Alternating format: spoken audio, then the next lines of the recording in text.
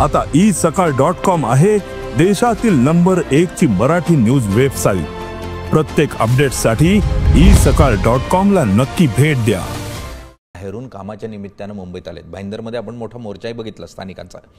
या परिस्थितीत मी मराठी बोलणार नाही, काय करायचं ते करून घ्या, उखाडलं जो उखाडणं आहे अशा स्वरूपाच्या अशी भाषा करणाऱ्या हिंदी भाषिकांना मुळात भाजपचे मुंबई अध्यक्ष म्हणून तुमचा पवित्रा काय असेल? हे बघा, असं एखाद्या माणसानी जर काही चुकीचं केलं म्हणजे ते संपूर्ण समाजाचं मत आहे असं मानण्याचं काही कारण नाही।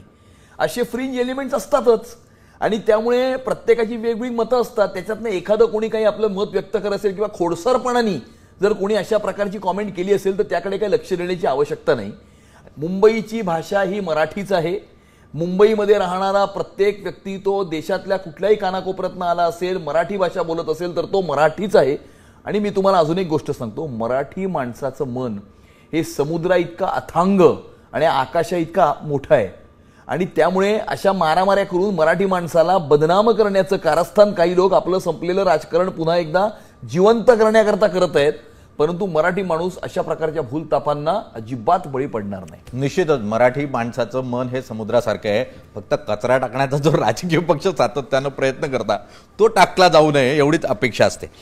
समुद्र फेकून देतो वेळ आली की कचऱ्याला बाहेर, तसं फेकून दिल तो त्या राजकारण्यांना। पण या पूर्ण परिस्थितीमध्ये ज्या वेळेला एखादी व्यापारी उठतो आणि तोही म्हणतो कि मैं 30 साल से रह रहा हूं यहाँ पर, नहीं बोलूंगा, जाओ जो उखाड़ लेना उखाड़ लो, तो 30 वर्ष राहतो, 1000 कोटी कमवतो आणि तो हिंदीवर ज्या स्वरूपाने धमकावल्याच्या भाषेतून बोलतो आणि मराठी माणसाला चॅलेंज करतो किंवा एखाद्या मराठी नेत्याला चॅलेंज करतो, तो कोणत्याही राजकीय पक्षाचा असो, कितपत योग्य आहे? अजिबात योग्य नाही। परंतु एखाद्या माणसाने 100 मधल्या एखाद्या माणसाने अशा प्रकारची काही गोष्ट केली तर संपूर्ण तो समाजात तसा आहे किंवा या सगळ्यांचंच मत असं आहे असं मानण्याचं काही कारण नाही। महाराष्ट्रातील सर्व बातम्यांचे विश्वासार्ह व्यासपीठ सकाळच्या सर्व सोशल मीडिया प्लॅटफॉर्मला लाईक, फॉलो आणि सबस्क्राईब करा।